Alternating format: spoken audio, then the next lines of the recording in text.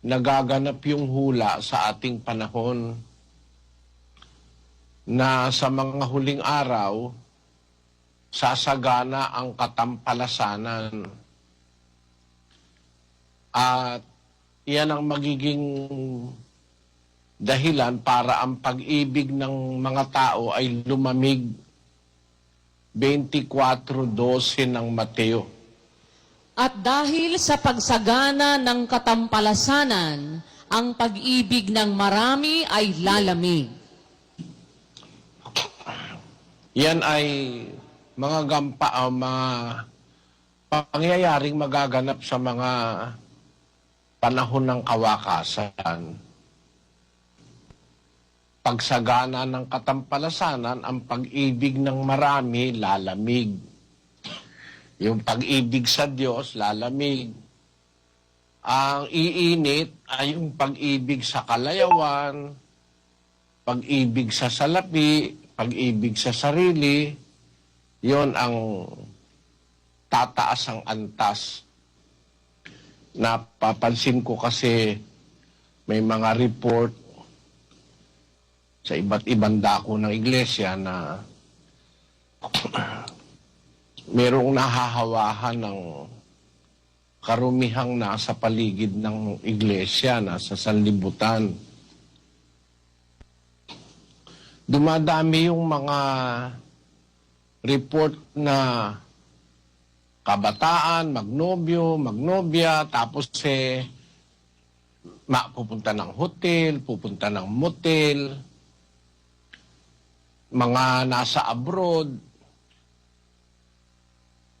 may asawang iniwan sa Pilipinas, nagliligawan, sa 3:2 ng ikalawang Timoteo. Sapagkat ang mga tao'y magiging maibigin sa kanilang sarili, maibigin sa salapi, mayayabang, mga mapagmalaki, mapagtungayaw, masuwayin sa mga magulang, mga walang pasalamat, mga walang kabanalan, walang katutubong pag-ibig, mga walang paglulubag, mga palabintangin, mga walang pagpipigil sa sarili, mga mabangis, hindi mga maibigin sa mabuti, mga lilo, mga matitigas ang ulo, mga palalo, mga maibigin sa kalayawan kaysa mga maibigin sa Diyos, na may anyo ng kabanalan, datapwat tinanggihan ang kapangyarihan nito. Lumayo ka rin naman sa mga ito. Yon. May anyo sila ng kabanalan, akala mo malinis. Mga iglesia ni Manalo, pagdadalo nangakaputi yung mga diakono at diakonesa Yung diakono, nakaputing Amerikana, galing dun sa isang lugar kung saan binugbog nila at pinatay yung mga estudyante. Kaya merong mga anyo ng kabanalan, pero wala yung kapangyarihan ng kabanalan sa kanila. Sana wag mangyari yan sa atin, mga kapatid. Lalo na sa kabataan at gayon din sa mga may asawa na may asawa ka na, manliligaw ka pa ng dalaga o kaya dalaga ka, ikaw naman ay magpapaligaw at papatol ka sa may asawa, maninira ka ng pamilya. Lahat ng yan ay mga karumihan sa buhay. Yung karumihan, yan ang trabaho ni Satanas, dumihan ng tao. Alam niya kasi hindi papasok sa langit ang anumang bagay na marumi. Kaya dalawang trabahong magkakontra. Ang trabaho ng Diyos, linisin ang tao sa mga karumihang nasa sanlibutan. Magpapasimula ng tayo'y tawagin ng Diyos sa bautismo, ay nilinis tayo sa pamamagitan ng tubig at ng salita. At habang nananatili tayo sa iglesia, ay nililinis pa rin tayo ng aral para to maintain the cleanness of our flesh and of our spirit the cleanness within and without, ay salita ng Diyos naman ang nagpapapanatili nun. Ang trabaho naman ng demonyo, alisin yung salita ng Diyos sa puso ng tao, tapos dumihan ang pagkatao. Nandyan yung mga bisyo, mga alak, sugal, droga, gawain ng laman, mga sari-saring kalayawan, iba't ibang mga paraan ni Satanas para dumhan tayo. At pagka tayo na dumhan na, nawawalan tayo ng pag-asa. Kaya pag nararamdaman mo, nawawalan ka na ng pag-asa, paraan ni Satanas yun na alisin yung pag-asa para lalo ka pang dumumi ng dumumi, magpakadumi ng magpakadumi. Basahin natin ang unang Juan 3:3. At sino mang mayroon ng pag-asang ito sa kanya, ay naglilinis sa kanyang sarili, gaya naman niyang malinis. Pagka may pag-asa, naglilinis. Yung walang pag-asa, nagpapakarumi na. Sana wag mangyari sa atin, mga kapatid, mga kabataan, lalo na magpakarumi-rumi na kayo, na magpakalub-lub-lub-lub na kayo sa pusali ng karumihan, gaya ng mga nasa sanlibutan. Ang nasa sanlibutan ngayon, hindi lang karumihan sa laman, pati karumihan sa espiritu. 1:15 ng Tito. Pakinggan nyo. Sa malinis, ang lahat ng mga bagay ay malinis. Datapwat sa nangahawa at di nagsisisampalataya ay walang anumang malinis, kundi pati ng kanilang pag-iisip at kanilang budhi ay pawang nangahawa. Marumi na ang isip, marumi pa ang budhi.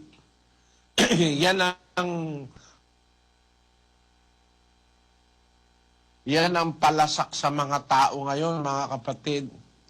Marumi isip, marumi budhi. Ang iniisip, masama. Ang nasa budhi, masama. Hindi mabuting budhi na ikaw na ama mag-interes sa anak mong babae. Hindi mabuting budhi na hipag ka, iinteresin mo yung asawa ng iyong kapatid o ng iyong bayaw. Hindi mabuti, hindi malinis na kapatid mo, pag natutulog, hinihipuan mo. Napakaraming karumihan na maaaring magawa ang tao. Hindi kalinisan na may asawa ka na, makikipag-text ka, makikipag-Facebook ka pa sa mga dalaga. Hindi kalinisan yun. Nakikipag-text ka, sa may asawang alam mo, nakikipag-text ka. Hindi kalinisan yun. Masamang budhi yun, laban sa Diyos yun. Dahil alam mo, may asawa, may mga anak, sisirain mo ang isang pamilya, aagawan mo ng asawa yung isang babae, aagawan mo ng ama yung kanilang mga anak. Hindi mabuting budhi sa kapwa yun. Napakasamang budhi ng ganon. Kaya yung mga ganyan, mahirap ko yung sasabihin, patatawarin. Alam nyo, sinasabi ng salita ni Kristo, ang pinagsama ng Diyos huwag papaghiwalayin ng tao. Bawal sa atin ang hiwalay-hiwalay tapos kuha na naman ng iba. Kasalaulaan yun. At kayong mga babae, kung talagang kayong mga matitino, hindi kayo papayag na ganyanin kayo ng kahit sinong lalaki. O baka naman talagang mayroong mga babaeng makakati na sobra na, niligawan ka, nakipagrelasyon ka. Dito, niligawan ka na naman, nakapagrelasyon ka na naman. Meron ka ng karelasyon, pakikipagrelasyon ka pa sa iba yung sumulat sa akin. Paano kita patatawarin basta-basta niyan? Dadahilanin pa eh. Ay malapit na po ikaw yung aking pagkabautismo, patatawarin, magpapasalamat. Ano, ipagpapasalamat mo sa Diyos? Ipagpapasalamat mo, naninira ka ng pamilya, ipagpapasalamat mo na tatlo nobyo mo, sabay-sabay, yun ba ipagpapasalamat mo sa Diyos? Napakatinding karumihan yan. Masamang budhi ng tao laban sa kapwa at masamang budhi laban sa Diyos. Yung merong budhing, alam mong kasosyo ka sa negosyo, dinadaya mo yung kapatid mo, o kaya ninanakawan mo yung kapatid mo, yung amo mo, ninanakawan mo, kahera ka, masamang budhi yun.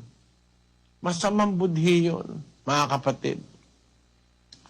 Sinabi ni Pablo yun sa Gawa dahil naman dito ang wika, lagi akong nagsasanay upang magkaroon ng isang budhing walang kapaslangan sa Diyos at sa mga tao.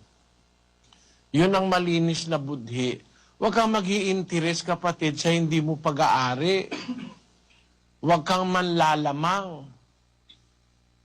Yan, huwag kang mag-i-interest na ikaw ay kumita sa isang masamang paraan. Huwag kang mag-i-interest sa hindi mo asawa.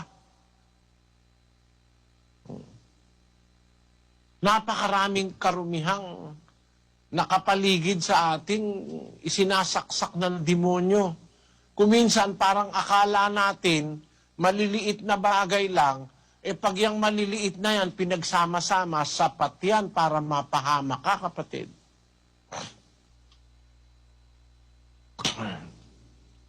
Sabi ni Santiago yon, bawat tao natutukso, pagka nahihila ng sariling masamang pita at nahihikayat, kung magkagay ng wika ang kahalayan, kung maipaglihinay nanganganak ng kasalanan, ang kasalanan pagka malaki na ay namumunga na ng kamatayan o kapahamakan. Kaya yung maliliit na bagay, mga kapatid, na makapagpaparumi sa ating budhi, huwag ninyong pamihasahan yun. Maraming masamang dumarating sa pagsasamantala sa kasamaan, mga kapatid. Maaaring malasin ka, magkasakit ka, mawalang ka ng hanap buhay, malugi ka sa negosyo. Dahil doon sa maliliit na bagay na karumihang hindi natin pinapahalagahan yung salita ng Diyos. Kaya, ang maipapayo ko sa inyo, yung Facebook na yan, yung Instagram na yan, yung mga kung ano-anong mga communication media na yan, huwag niyong gamitin sa isang kaisipan at budhing marumi. Pag kami asawa na, wag na kayong, yung mga cellphone na yan, yung mga tinatawag na FaceTime na call na yan, nakikita yung tinatawagan. Pag kami asawa ka na, at saka ano ang dahilan, at ayaw mong yung iyong cellphone mahawakan ng asawa mo. Bakit? Bakit yung iyong computer ay hindi alam ng asawa mo ang password? Dahil meron kang itinatago. Marumi yun. Maruming pampagsasama ng mag-asawa yun. Hindi malinis na budhi. Kasi isang katawan kayo isang laman. Kaya hindi masama yung asawa mo, mahawakan yung cellphone mo. O yung computer mo, mahiram ng asawa mo, hindi masama yun. Pero pagka ayaw mo nang ipahiram, ayaw mo sabihin ng ibig sabihin nun, meron kang itinatago, somewhere, merong mali, merong marumi, merong hindi tama. mga kapatid, miski ganun, miski manggagawa, dapat maintindihan ninyo na ang Diyos, ang ginagamit niya, yung malinis. Pagka meron kang nakatagong interes, maruming kaisipan, hindi ka magagamit ng Diyos, mabuti pa umatras ka na sa pagkamanggagawa. Kasi, sasayangin mo lang ang panahon mo, sasayangin mo pa ang kaluluwa mo. Pagdating kasi ng araw, magbibigay, sulit ka eh. Di ba binigyan kita ng 5 talento, anong ginawa mo? Sabi ng Diyos sa'yo. O ikaw, binigyan kita ng 2, anong ginawa mo? O ikaw, binigyan kita ng 1 talento, anong ginawa mo? Ginamit mo ba yung ibinigay ko sa yung talento? Yun, dapat nating maintindihan yan, mga kapatid. Huwag nating payagan ang demonyo na sa iba't ibang panig ng ating pamumuhay, masira yung kalinisang itinatanim sa atin ng salita ng Diyos. Basahin ninyo, mga kapatid, ang Mateo, basahin natin ang 5:8. Mapapalad ang mga may malinis na puso, sapagkat makikita nila ang Diyos. Ayan. Hintayin nyo yan sa pasalamat ng kapatiran, mga kapatid. Ang napakagandang kahulugan ng sinasabi ng ating Panginoong Hesus. Mapapalad ang mga may malinis na puso, sapagkat makikita nila ang Diyos. Nakita nyo? Kapalaran pala yung kalinisan. Ang kalinisan may kaakibat na kapalaran. Naintindihan mo yan, Sis Luz? Opo, Brother Eli, ganun pala. Ang kalinisan may kaakibat na kapalaran. Papalad ang mga may malinis na puso. Mapapalad yun eh. Alam mo yung salitang mapapalad ang may malinis na puso? Ano po yun? Sapagkat makikita nila ang Diyos. Isa sa reward o sa gantimpala na meron kang malinis na puso ay makita mo ang Diyos. Reward po yun sa may malinis na puso. Oo. Kasi ang Diyos talaga hindi naman nakikita eh. Opo. Basahin mo yung yung unang Timoteo 6:16. Na siya lamang ang walang kamatayan, na nananahan sa liwanag na di malapitan, na di nakita ng sinumang tao o makikita man. Sumakanya nawa ang kapurihan at paghaharing walang hanggan siya nawa. Sabi niya, na hindi nakita ng sinumang tao o makikita man. Hindi naman pala talaga makikita yung Diyos eh. Kaya para magkaroon ka ng opportunity makita, reward yun. Napakalaking kapalaran makita mo ang Diyos, Sis Luz. Opo. Sahin mo yung 4:1 ng Apokalipsis. Pagkatapos ng mga bagay na ito, ay tumingin ako, at narito, ang isang pintong bukas sa langit, at ang unang tinig na aking narinig, na gaya ng sapakakak, na nakikipag-usap sa akin, ay sa isang nagsasabi, umakyat ka rito, at ipakikita ko sa iyo ang mga bagay na dapat mangyari sa haharapin. Pagdakay napasa espiritu ako, at narito, may isang luklukang nalalagay sa langit, at sa ibabaw ng luklukan ay may isang nakaupo. At ang nakaupo ay katulad ng isang batong haspe at isang sardio, at naliligid ng isang bahaghari na tulad sa anyo ng isang esmeralda. At Yung nakaupo sa luklukan, Sis Luz. Yun po ang Diyos, Ama. O anong nakita ni Juan?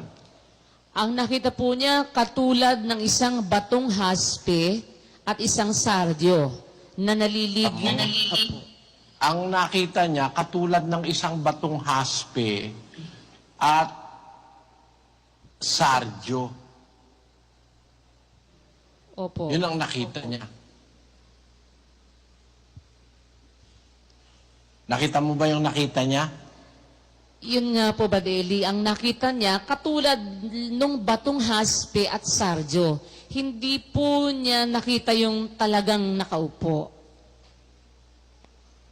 Yung talagang reality ng kanyang anyo ay nung unang tingnan niya, hindi niya talaga nakita.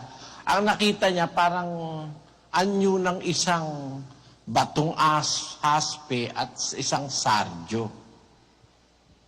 Opo. Nakarating na siya sa langit, sa espiritu. Opo. Kasi hindi... Ay, ibig sabihin, Sis Luz, Opo. isang napakatinding kapalaran nang makita mo ang Diyos eh. Totoo po yun. Yung mga anghel ng Diyos, nakikita nila ang Diyos eh. Tama? Tama po. Yung mga anghel ng demonyo, nakikita nila. Opo. Hindi. Di nila nakikita. Hindi ba, Brad Eli? Na-deprive. Sige, tuloy mo. Ayun. Sasabihin ko po, Di ba? di ba sila bago naman naging anghel ng demonyo, anghel din sila ng Diyos, kaya nakita rin nila ang Diyos dati. Pero, yun nung... Nakita nila ang Diyos, Opo. sa ano nila nakita? Sa paano nilang paraan nakita? Nakita na ba nila yung kabuuan ng Diyos? Hindi po. Malibang i-reveal sa iyo ng Diyos yung kanyang anyo, hindi mo talaga siya makikita. Opo. At ang may kapangyarihang mag-reveal niyan, ang Kristo lang. Yung sinasabi doon sa 6:14 ng unang Timoteo.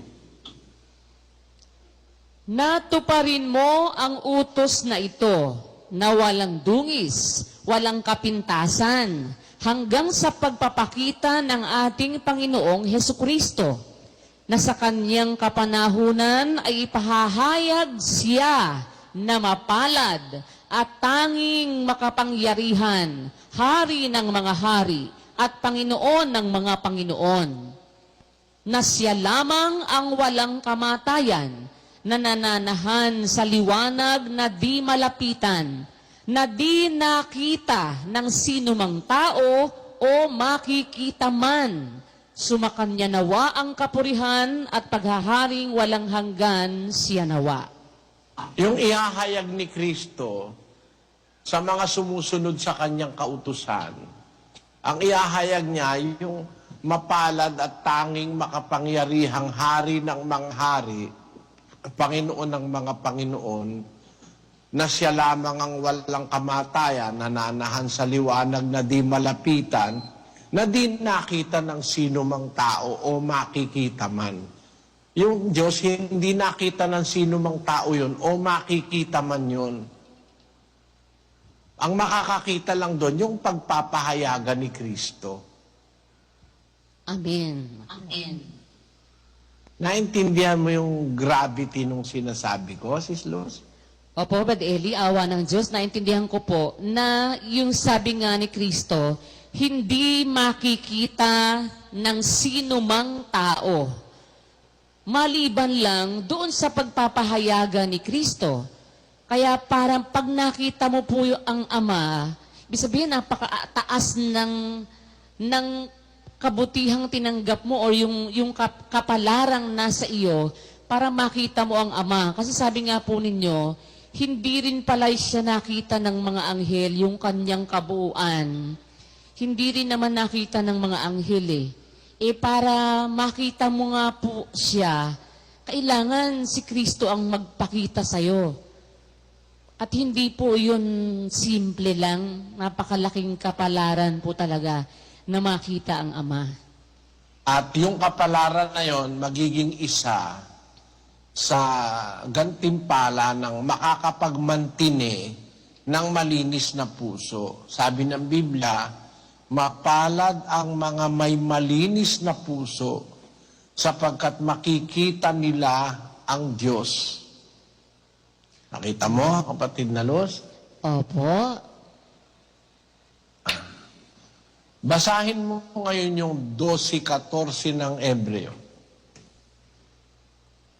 Sundin ninyo ang kapayapaan sa lahat ng mga tao at ang pagpapakabanal na kung wala ito, sino man ay di makakakita sa Panginoon. Yung salitang sino man dyan, kasama anghel dyan eh. Opo. Sabi ng Biblia, sundin ninyo ang kapayapaan sa lahat ng mga tao at ang pagpapakabanal o pagpapakalinis. Yung pagpapakabanal, yun nga yung pagpapakalinis, Sis Luz, naintindihan mo? Opo. Na kung wala ito'y sino man ay di makakakita sa Panginoon. Kung wala ito'y sino man ay di makakakita sa Panginoon. Nakita mo? Kahit anghel, kahit tao, sino man di makakakita sa Panginoon kung wala yung pagpapakabanal at yung kapayapaan, yung kalinisan. Di mo makikita ang Diyos. Mawawala ang lahat ng pag-asang makita mo pa ang Diyos. Islos. Ganun po pala. Pag wala yung kalinisan, o yun na nga ang pagpapakabanal, hindi po makikita ang Diyos kahit sino pa, kahit anghel pa. Kahit anghel pa. Katunayang merong hindi nakikita yung mga anghel, yung sinasabi dun sa Pedro, na pagka ipinahahayag yung hiwaga ng Ebanghelyo, ninanasayang mamasdan ng mga anghel. Ang kaluwalhatian ng Diyos yung Ebanghelyo Ninanasang mamasdan ng mga anghel. Naintindihan mo, Sis Luz? Opo, Badeli, ninanasa pong mamasdan ng mga anghel, ibig sabihin, hindi pa nga nila yun nakikita, kaya ninanasang mamasdan ng mga anghel.